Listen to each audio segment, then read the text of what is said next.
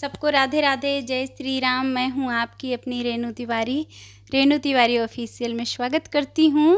और मैं लेके आई हूँ बहुत ही प्यारा सा सावन का गीत, जो कि भोले बाबा का गीत है। आप लोग सुनना और कमेंट करके बताना कि हमारा भोले बाबा का गीत आपको कैसा लगा।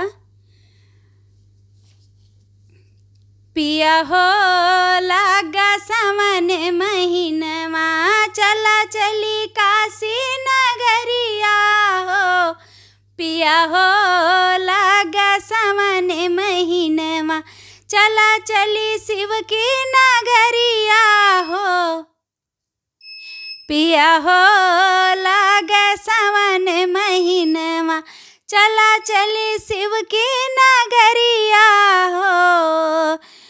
पिया हो लौत्या कमर सजाई, लई देता गेरुआ सड़िया हो। पिया हो लौत्या कमर सजाई, लई देता गेरुआ सड़िया हो। पिया हो लागे सावन महीनवा, चला चली काशी नगरिया हो। पिया हो लई देता गेरुआ सड़िया, चला चली काशी नगरिया हो।